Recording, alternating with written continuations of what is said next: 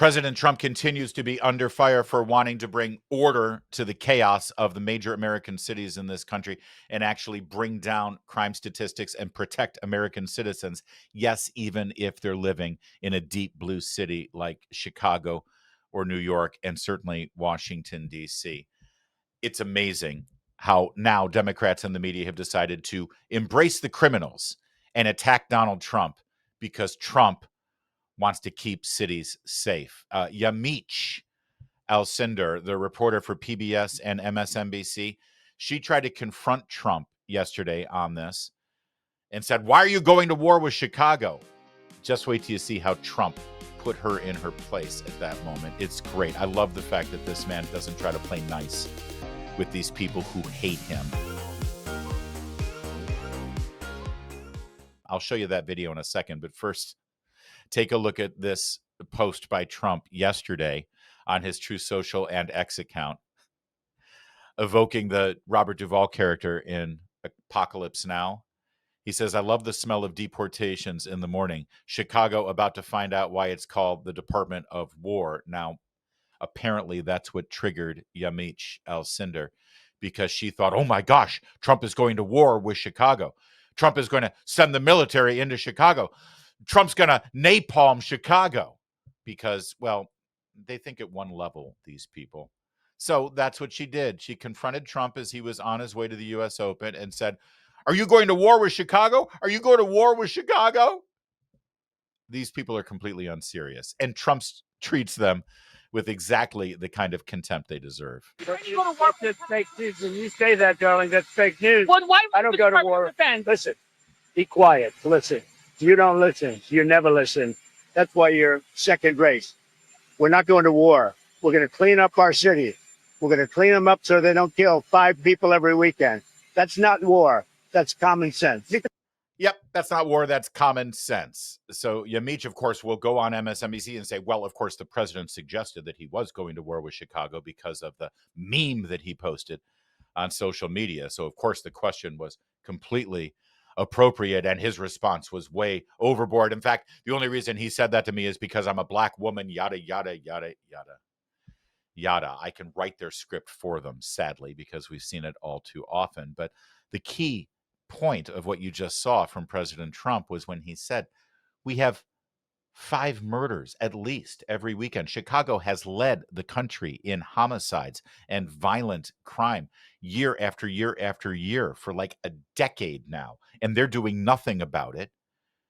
And he's saying, protect these American citizens and do your job. And if not, we'll bring in federal law enforcement to protect the people of this country since you're incapable of doing it. That they ignore. In fact, look at Mehdi Hassan. He sees this entire exchange and he ignores the violent crime. He ignores the gang warfare. He ignores the drive-by shootings. He ignores the murder and the mayhem. What is his big objection?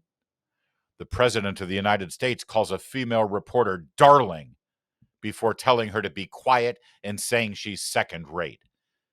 That's totally normal stuff here in America in 2025. Yeah, it's true. What we need is a president who's really polite to Yamiche Alcindor and then continues to allow murder and mayhem on the streets of our cities, because that makes us stronger. That makes our country better. Now, I want Mehdi Hassan to attend one of the funerals of maybe one of the children who gets murdered in a drive-by shooting or gets caught up in gang bullets flying. You know, it's always a stray bullet in the south side of Chicago that kills the innocent little girl. I want Mehdi Hassan to go to that funeral and go to the parents of the little girl who died from stray gunfire in a gang shooting in the south side of Chicago and say, listen, I know that you're sad right now, but here's the good thing. The president is not being mean to a female reporter. Isn't that better? Do you feel better now about your dead child? Because now Wes Moore is president or Gavin Newsom's president, and they're very respectful to Yamiche Alcindor, and that's all that matters. Go ahead, Mehdi. You go ahead and make that trip if Qatar will let you. Then an ABC News reporter decided that she wanted to pick a fight with Donald Trump. This was yesterday, and she said, why are you interested in sending troops or ICE to Chicago when it doesn't even have as bad a crime as, say, Memphis or St. Louis. She's trying to pick red states, you see, and make this about Democrats and Republicans. Watch how Trump handles that. Why? Let me ask you. Yeah. Really higher than Chicago? You're not. Excuse me. Do you know how many people were killed in Chicago last weekend? 8. You know how many people were killed in Chicago the week before? 7. You know how many people were wounded? 74 people were wounded. You think there's worse than that? I don't think so. Yeah, and so this ABC reporter then took to Twitter X and posted, well, actually, crime is worse in Memphis and St. Louis. And then, I kid you not, she posted per capita numbers. Per capita. Oh, sure, there were 8 murders in Chicago last weekend, and sure, there were over 70 people who were injured. But on a per capita basis, it's actually more dangerous in Memphis. By the way, funny data point here for our little ABC White House correspondent who played the actually per capita game. Chicago, Memphis, St. Louis all have one common factor. She's trying to point out, yeah, it's not as bad in Chicago as it is in Memphis and St. Louis. Funny, what do those 3 cities all have in common? Anyone? That's right. They're run by Democrats. J.D. Vance, the vice president of the United States, seeing President Trump having a lot of fun mixing it up with reporters, decided he wanted a piece of the action. So he engaged in a back and forth over the narco-terrorists from Venezuela, the terrorist organization Trenda Aragua. They were in a boat heading to America with fentanyl, the drug that's responsible for killing over 70,000 Americans per year for the last few years. That's more than died in Korea or in Vietnam over the course of those entire conflicts. J.D. Vance decided that he was going to mix it up a little bit because a reporter was really brokenhearted over the due process that apparently narco-terrorists are supposed to have when they're in international waters. On the Venezuela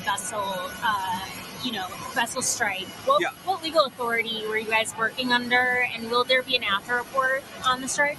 Well, I'm sure there's going to be an after report. I mean, the legal authority, and I want to talk about these kids, is that there are people who are bringing literal terrorists who are bringing deadly drugs into our country, and the President of the United States ran on a promise of stopping this poison from coming into our country. Once again, somehow Democrats and the media find themselves defending the worst possible people on the planet. Because if Trump and Vance are against them, they have to be for them. It's amazing how they're able to do this. What legal authority? Well, again, the President of the United States, as Commander-in-Chief and the head of our armed forces and our national security, has declared through executive order that Trenda Aragua is a terrorist organization and responsible for the deaths of tens of thousands of American individuals. And when you get good information and evidence, intelligence, that members of that terrorist organization are heading to the United States to illegally infringe on our sovereignty and our national borders, bringing weapons of destruction like fentanyl and other drugs to this country to continue their murderous ways. Well, if you can intervene and kill them before they kill Americans, you have every right to do it. That's the legal authority. You know how I know that's the legal authority of the President of the United States? Because Barack Obama used that legal authority to kill hundreds and hundreds of terrorists via drone, including American citizens who had joined ISIS and Al-Qaeda during his presidency. And somehow the media never really challenged him on that sort of thing. It's weird how suddenly they're really concerned. The legal authority, by the way, was announced the last weekend of August. On the 29th, this armada of a carrier group from the United States was heading toward the coast of Venezuela. Kind of a badass show of force, isn't it? The people of Venezuela, the government of Venezuela, who's in the back pocket of Tren de Aragua or vice versa, were put on notice on August 29th that if they try it, if they FA, well, they're going to FO.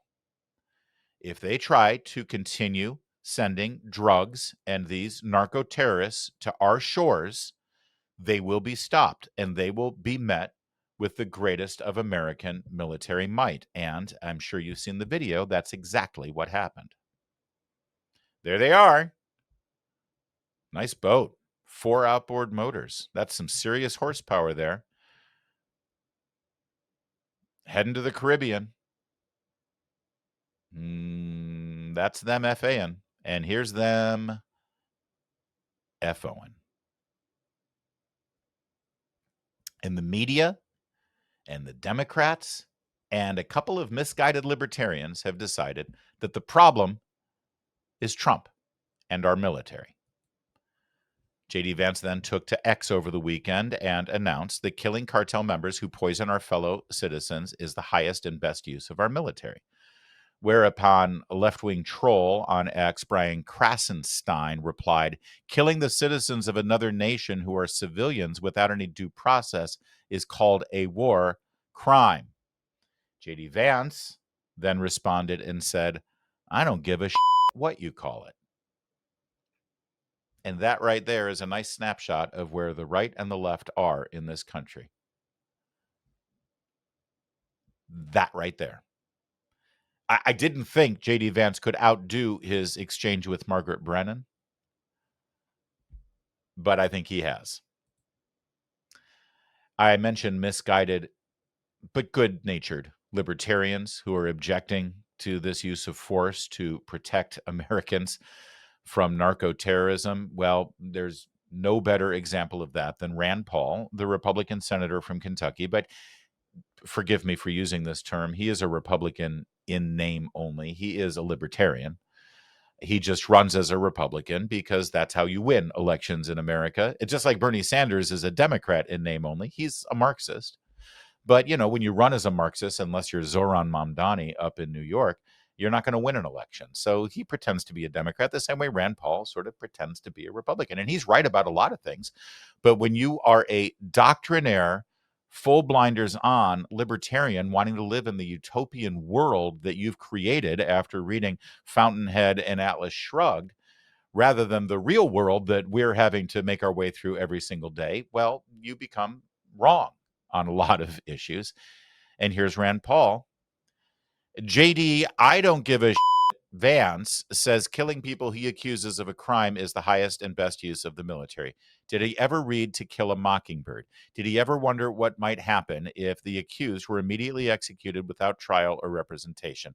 What a despicable and thoughtless sentiment it is to glorify killing someone without a trial. Let's be clear here. These people weren't accused of some crime. They were rightfully identified as members of a terrorist organization. That organization has already murdered countless American citizens. Have we not learned anything from the post 9/11 days in this country, where if you're a member of a terrorist organization and you've got plans to kill Americans, you will find out first before you have a chance to carry out those plans? This is what I mean by the cerebral academic types who like to cite To Kill a Mockingbird as an example of what can go wrong, instead of actually living in the real world that we're in right now. I'm sorry, Senator Paul, but this isn't an act of fiction. We're not living in a novel. This is real. Senator Bernie Moreno, by the way, formerly J.D. Vance's colleague for a couple of months in Ohio, he jumped up on that and responded to his colleague. What's really despicable is defending foreign terrorist drug traffickers who are directly responsible for the deaths of hundreds of thousands of Americans in Kentucky and Ohio. JD understands that our first responsibility is to protect the life and liberty of American citizens. And that's where we stand right now in this conversation about law and order and crime and murder and mayhem and how best to protect you and me and our wives and our husbands and our children and every American citizen. Because for too many years, we had a completely wide open border and we had a feckless man with mashed potatoes for brains who didn't care one bit about protecting the American people. He only cared about keeping his grift going and making sure that his party stayed in power. You may not like the new Department of War actually exercising American might and projecting American power against our enemies. You may not like that. You may quarrel with it. You may say, this is awful that we've gotten here. And you know what? I would agree with you in principle. But we got here because of the disasters that have happened for 4 years under Biden, for 8 years under Obama, and frankly, in the first 4 years of the Trump administration, when he was undermined left and right by the permanent political class in this country. It's a funny thing, but 16 years of undermining law and order and Western civilization and basic criminal justice and protecting our borders and identifying the bad guys from foreign nations just as that, bad guys who do not have a right to come into this country illegally, stay here and wreak havoc on our sons and daughters. 16 years of that sort of leads to the degradation of everyday life. And sometimes you have to react. You have to react in a serious way. That's what you're seeing carried out right now. It's not To Kill a Mockingbird, and it's not Atlas Shrugged. It's real life. And real people have died at the hands of these monsters. And not only do we now have a president and vice president willing to do something about it and send the signal, not just to the American people that they will be protected, but send a message to the thugs who are ready to murder you. We now have that president and vice president. And I thank God we do.